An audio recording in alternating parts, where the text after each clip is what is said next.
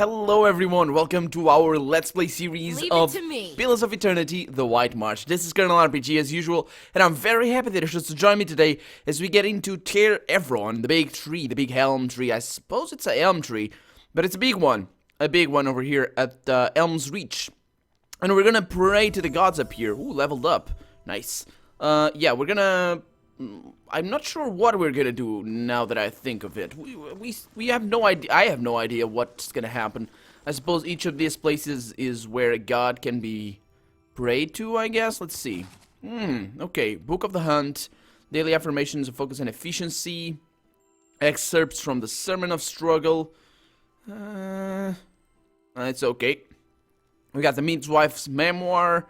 And the Queen That Was. This is about Magran, I think it was. It is, excuse me, Wodika. Okay, when Wodika takes, yeah, not Magran, Wodika.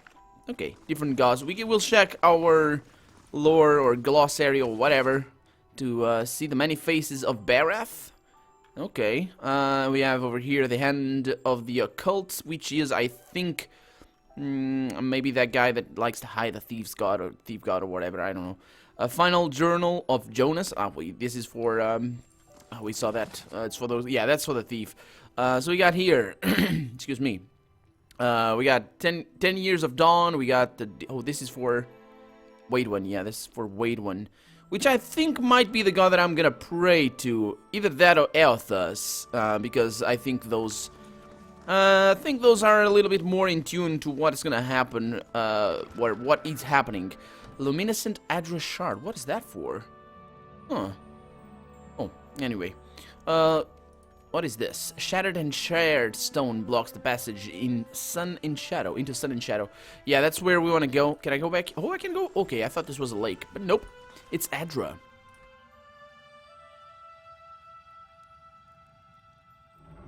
What? Oh. Okay. A brothel for the aged. Yeah, this guy does not like the gods. So let's see. We have Barath, we have Hilea, we have Magran, Galawain, Abidon, Skayan, Hondra, Reamguard. Reamguard, that's the weird name that I don't know about. So let's look at our gods. Let's look at our gods here, the deities, and see. Abidon. Abidon is a god of golems and of the machines and stuff like that, I think. Various accounts of his death exist, and none is considered definitive. So I've been able to human resembling... Oh yeah, the golems, okay. Barath over here is the god of death. So, he's of the cycles, and so is the exact opposite, or maybe... so Elthas... let's see... Elthas, the god of rebirth. Okay, so do they go together or something? Yeah, I'm gonna pray to Elthas, I think. Traditionally shown as a man bearing a candle. Galawain is the god of the hunt. Hylia is the goddess of the sky, maternity, creativity, birth songs, and inventions and stuff like that. Magran is the goddess of war, fire, and death. Not really, but you know. Goddess of oceans is Ondra. Reamrgand is the god of entropy, cold, winter, bad luck, famine, and natural disasters. Skayan is the god of defiance, violent rebellion. Oh, yeah, I remember this guy. Whale is the god of secrets. Yeah, this is the other guy. Goddess of justice, laws, oaths, promises, rulership, vengeance, memory is Wodika. So, I think it's either Elthas or Wodika.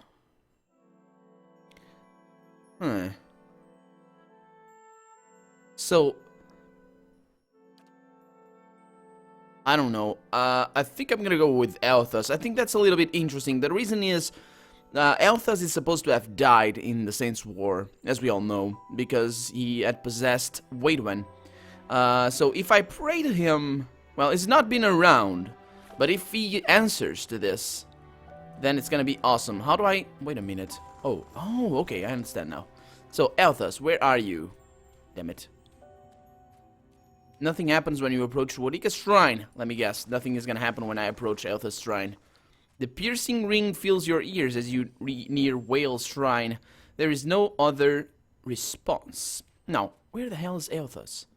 He's not around. Oh, down here. Could that be the one? No. Well, I don't know. In the glittering stars of the nearby constellation, you see the grim shape of a skull. Its jaws are open wide, as if frozen in silence, in a silent scream. So that's Barath right there. The shrine sits before a bright constellation, its stars forming the oval shape of an egg. A pair of wings sprout from the egg, stretching out to either side. That's Hylia right there, the goddess of the hunt, I think. Before the shrine sits the constellation of a snarling hound, fangs bared. That's Galawain. This is not working. In the nearby constellation, you can make out the shape of a strange horned beast. From time to time, you think you sense a faint chill emanating from the shrine itself. So that's Remergand. I'm not gonna braid him because I don't know how to pronounce his name. So it's gonna be either Barath here. It's probably gonna be Barath. I don't think Hylia is the kind of goddess that I want to pray to. And Galawain, what was Galawain all about? Let's check the journal once again. So Galawain is the god of the hunt. Wait a minute, wasn't it Hylia? Oh, she's the goddess of... Oh, so maybe... I don't know. I don't know if this choice even matters. I'm gonna go with Hylia, because she's the goddess of maternity and hearts and languages and all that. So I think... Oh, let's level up as well. Let's do that later. So I think, yeah, Hylia is gonna be the goddess of our choice. But I'm saving because she might not hear. You step before the shrine and prepare to recite the ritual words. Okay. Let's see what I have here, because I have books for that. Don't worry. So, this is not what I want. This is not what I want. This is what I want. So, let's see. Are they sorted by last added? Because if they are... That's gonna help me a lot. The enigmatic god of cold. Not really interested in that. Let's see if I have anything about Hylia. Really hope I have. Abaddon. Nah, I don't want that. This is gonna be awesome, isn't it? I hate this. Ugh. Anyway, let's do the best I can. Let me do the best I can. So we got Psalm of Wodika right there. We got the queen that was and is. So what is this about? It's Wodika. I want Hylia. Midwife's memories. My mother lived every note of life's song. Bringing me into this world was her last verse. Oh boy. It's all about Magran though, I think. Yeah. Barath. Okay. Let's go with this one. Yeah, let's go with Barath. Okay, so, how am I gonna remember this?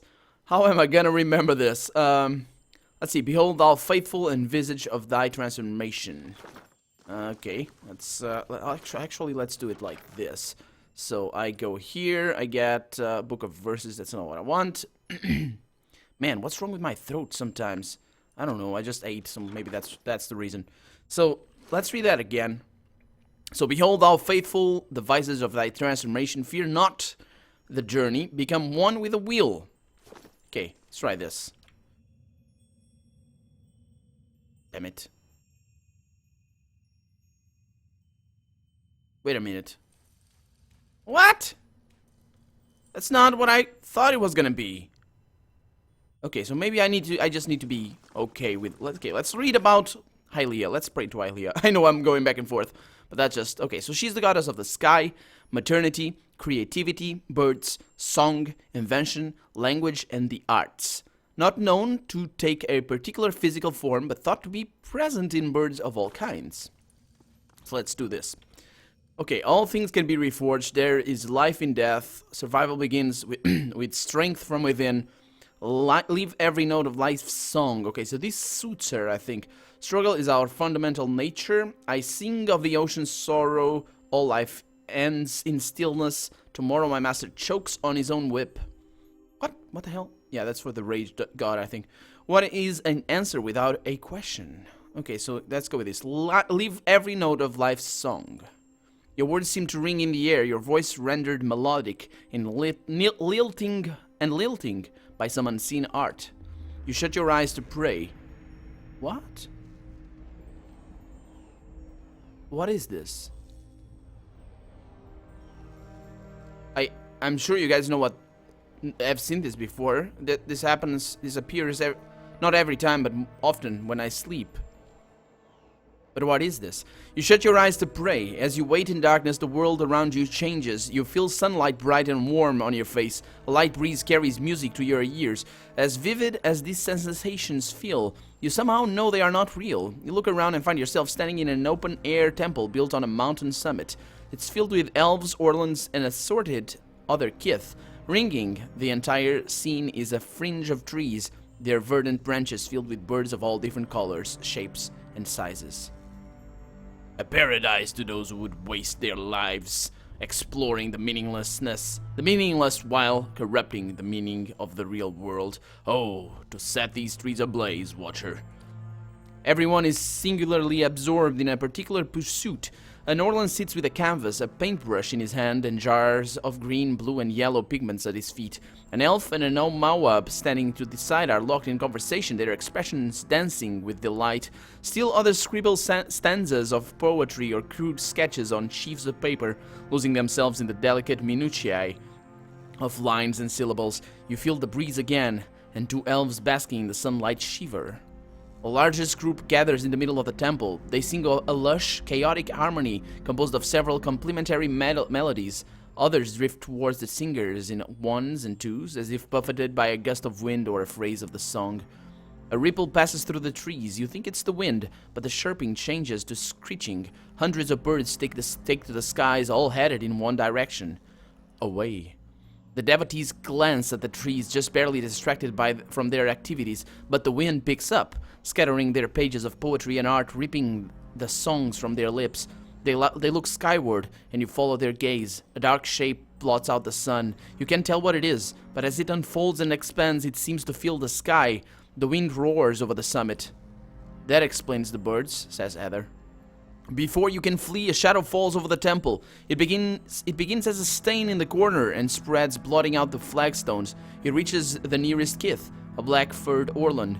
The darkness swallows her, leaving only a puff of smoke in her place. I think we've seen this before. This happens with souls, but I don't think this is the same thing. The two elves that you saw earlier, a man and a woman, flee. You get a brief image of them huddled in the shadow of a mountain. They seem to see you too, and they reach out, calling silently after you. The others, however, seem frozen. As the shadow advances, they likewise vanish one by one. The driving gale scatters their ashes and the charred remains of their creations. The grieving mother holds her head. Songs of joy turn to screams of agony. What purpose, what lesson could possibly lie behind such destruction? You look up again at the source of the shadow, but the eclipsed sun forms a blinding corona around the thing. You can't make out the details. You can, however, feel heat. Restore my temple. What? You look down and find yourself standing next to Hylia's shrine in Ter Evron.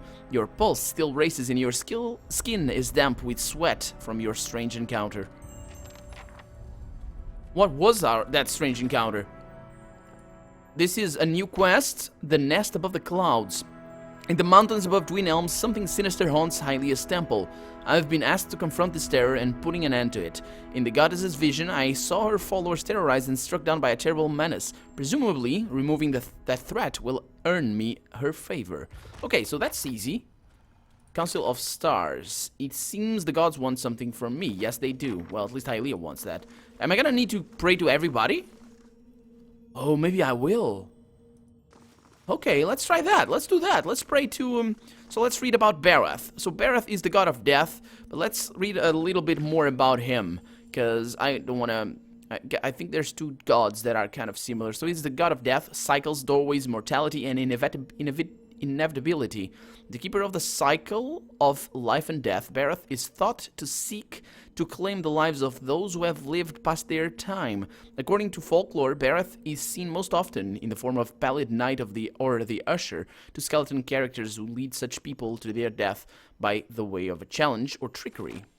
Okay, I think I'm ready. This is the... Survival begins when, I don't know what to say to Barath. Because there's another god that's very similar.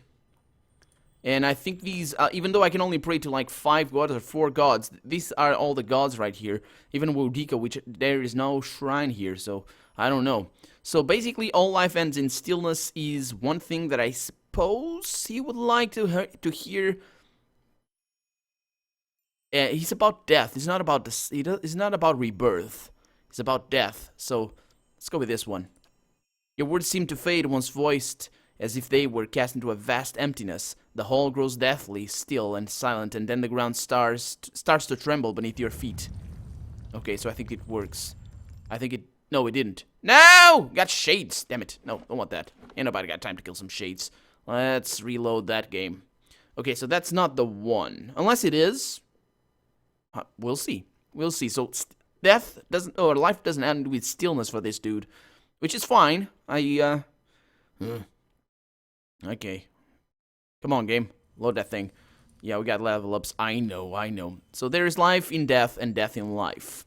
There's a rippling shift in the air around you, as if some unfelt wind has changed, bringing unexpected warmth. You feel the peculiar weight of an unseen presence and of eyes upon you. You kneel and pray to Barath. Even while your eyes are closed, you see a road that seems to stretch on forever. The stars wheel overhead in a clockwork rotation of constellations, disappearing over the horizon to your left, only to rise on your right. You try to make out the details on either side of the road, but your eyes can't seem to focus. One moment you think you see a meadow blanketed with mist and another sheer canyon walls. For just an instant, you see you even see waves lapping at the edges of the road. Were you to step into the shifting landscape, you feel certain you would end up back on the road. You know this is a vision, but the packed dirt feels firm beneath your feet and the night air cool on your face. You are walking. Your feet seem to carry you forward to their own accord. Something looms ahead of you. As you get closer, you see two stone figures that look strangely familiar. You remember the door of Cleaban Rilag. The door we got through. Yeah, I remember this. Yeah, we got through to get to here. The two figures carved into the mountain next to it. One looks vaguely male and the other looks vaguely female. Only a thin layer of flesh covers their skeletal bodies, which twist to face the doorway between them. The doorway, however, is not what you saw in the ruins. It's a skull, gaping and jawless, and as you look on, its open mouth seems to grow. The arms of the two stone sculptures are swept towards the mouth, inviting you in. Let's enter. The road continues through the maw to another shifting landscape surrounded by stars. As you pass through it, you see an identical doorway in the distance. A dwarven man stands near it, unmoving. You turn and look behind you, only to see the skull gate you just passed facing you. An elven woman waits for you in the road. Like the dwarf, she stands still. Let's approach the elven woman. You start toward her. There is something unnatural about the way she stands. She's too still. When you get closer, you see that her legs taper into a slender trunk, and in place of her feet are gnarled, twisting roots. She lifts her face to an invisible sun. Her long golden hair is the color of autumn leaves, and as you look more closely, you realize that her head is actually covered in tendrils and vines sprouting brilliant yellow leaves. Each glimmers with the essence of an entire soul. She gives you a beatific smile. As you look on, the leaves slowly fall from her head and settle at her roots. They melt into the path beneath her, and almost immediately new leaves sprout in place of the old. She reaches towards you, still smiling as roots spring from her fingertips. Her outstretched arms bar the path. Come, graft your soul to the golden grove. Let's take her hand, I guess. Her roots twine around your fingers. As they do, they grow rigid and cold. Her outstretched arm petrifies as a rough stone bark overtakes her flesh. She can only look on in horror. You break away from her brittle grasp. Her feet are rooted in place, but she twists and writhes as if trying to flee her own dying limb. The petrification reaches her shoulder and spreads down her body, freezing it in a painful arc. It creeps up her neck, and as she throws her face skyward like a drowning swimmer, the grayness covers her face, freezing her gasp in stone. Now that she is still and lifeless, you can continue past her. Only the golden leaves on her hand remain untouched, and as you watch, they fall one by one to the path below. They shrivel as the shimmering essence fades from them. You lift your gaze to see the dwarven man standing further down the road. You continue down the road toward him. He looks up at your approach, but you can't tell if he's looking at you or through you. His face is smooth but flaccid, as if the flesh has detached from the muscles underneath. As you look on, his face begins to change. Wrinkles crack on the corners of his eyes. His mouth sinks, carving deep lines from his nose to the corners of his lips. His jowls sag, and the loose flesh hangs like dough. He raises his cupped hands. They're covered in blood. He lifts them to his face and smears himself from his newly creased forehead to the wattles of his neck. As he massages the dark, sticky fluid into his skin, the fresh wrinkles disappear, the hanging folds recede, and his flesh tightens as if re-adhering to his skull. He lifts his head, and this time you know he's looking at you. His renewed face looks like a mask, artificially smooth and still. Behind it, his black eyes are two hungry pits, yawning like the empty mouths of skulls. Come, make your sacrifice to the ethic knoll. His body blocks the path. He extends a bloody hand towards you. I don't know what to do here. I think I need to attack him. Let's attack him. You strike out and are surprised at how easily his flesh gives beneath your blow. It rips like dried canvas, following a long seam that begins at his arms and stretches the length of his body. Blood gushes forth in such quantities as you can't imagine there was ever anything else in him.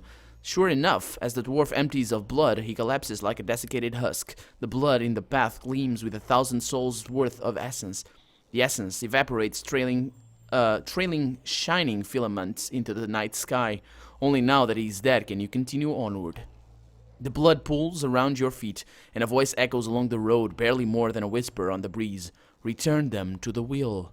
You look up and see the skull gate ahead of you. The candles of Ter Evron wink through the open mouth. What happened there?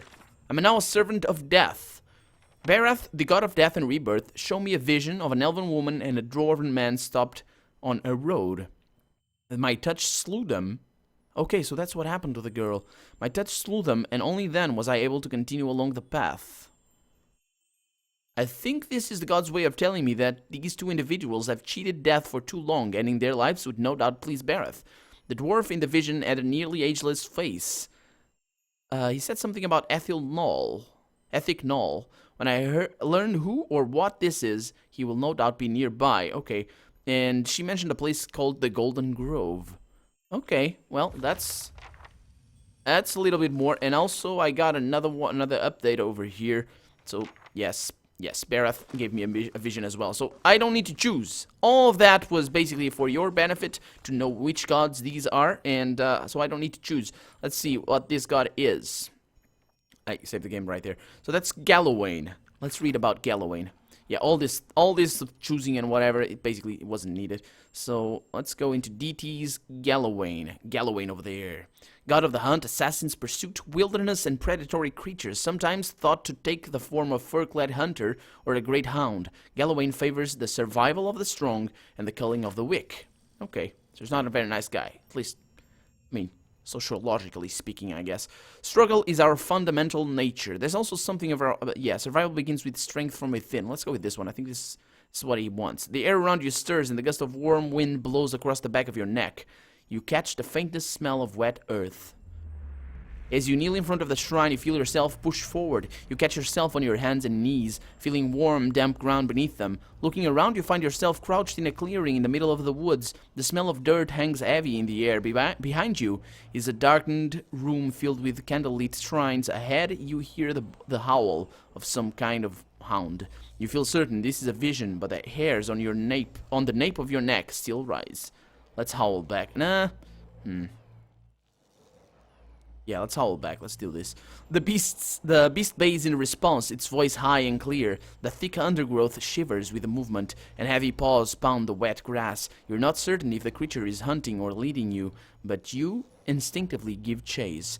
As you tumble through dew-speckled bushes and clawing brambles, each stride feels longer than the last. You draw lungfuls of crisp, clear air and feel your energy renewed. The rhythm of your stride and the thumping of the beast's paws drive the blood thrumming into your ears.